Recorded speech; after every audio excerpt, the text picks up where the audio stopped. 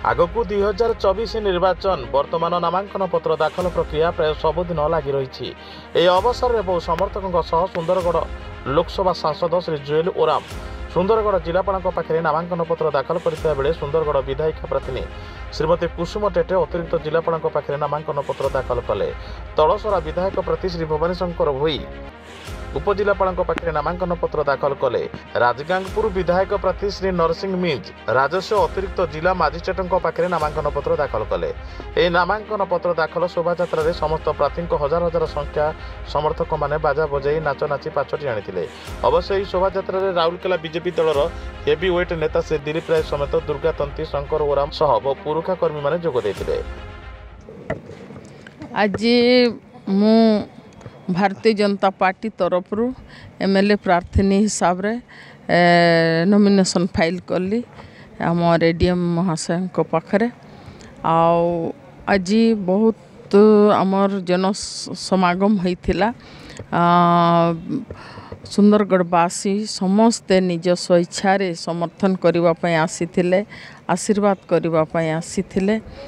मु समस्त जनसाधारण को मोर गुरुजन माँ बापा भाई भौणी मानक समस्त को मु धन्यवाद जनाऊँगी एवं आमर भारतीय जनता पार्टी शीर्ष नेतृमंडली को पदाधिकारी को मु धन्यवाद जनाऊँगी। समस्ते सहयोग करिथिबारु एते खरा तरारे आसिकी समस्ते समर्थन करछंती, आशीर्वाद देइछंती। समस्त को मु धन्यवाद जनाऊँगी।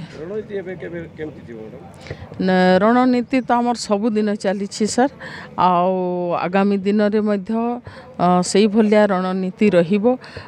एठी आपण माने देखुथिबे भारत वर्षर यशस्वी नरेंद्र मोदी जींकर जन कल्याण योजना सबू अच्छी लोके लोकंक पाखरे ठीक भाव में पहुँची पारुना ताहा लोके देखुछंती।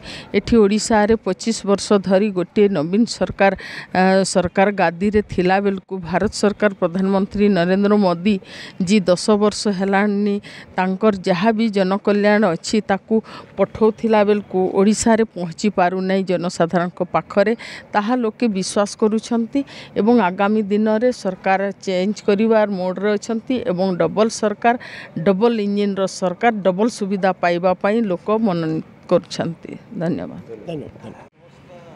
मु एमपी आकार एठी नॉमिनेशन फाइल कली कलेक्टर सामना रे मोर माने समस्त विवरणी मु कलेक्टर सामना रे देली। कलेक्टर ताकू देखिले एवं सब ठीक अच्छी बोलिकी ताकू से ग्रहण करिसेंती।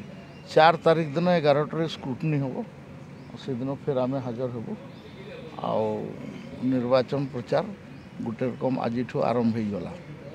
आज बहुत जनसंख्या आसते आमर 3टा कैंडिडेट ये आज नॉमिनेशन कले एमएलए माने आमर सुंदरगढ़ सदर कुसुम टेटे, तलसरारू भवानी शंकर भोई आपणकर राजगांगपुर नरसिंह मिंज ता व्यतिरेक आमर नॉमिनेशन रे आमको इनकरेज करने दिलीप बाबू आमर शंकर राम सेवती नायक एवं दुर्गा तंती समूह आसते।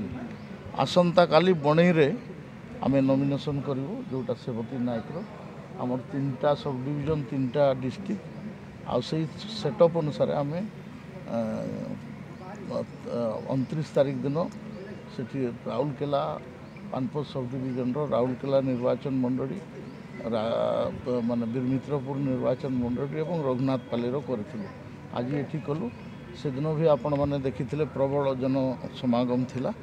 आज भी एत खरार भी बहु संख्यार लोक पूरा जिला सारा आसते। मते यहाँ लगुच यहाँ भारतीय जनता पार्टी शुभ सूचना आ निश्चित 7 रु 7 एमएलए और एमपी विजय हम। मु शेष निर्वाचन माने निर्वाचन लड़ाई बहुत ताकत दरकार तो गोटे एज फैक्टर भी रोचे तो से डायरेक्ट निर्वाचन रही ना पार्टी संगठन रही आपण विभिन्न अन्य काम मु करी किंतु एमएलए एमपी लड़ाटा छाड़ी भल हम प्रतियोगिता तो प्रतियोगिता फाइनाल न होला पर्यंत कही हेनी किंतु निश्चय आम जीतु बोलिक मुझे आशा रखिक काम करुँच thank you Rourkela doctor Pramod Kumar Jagdev को रिपोर्ट साई सत्य न्यूज।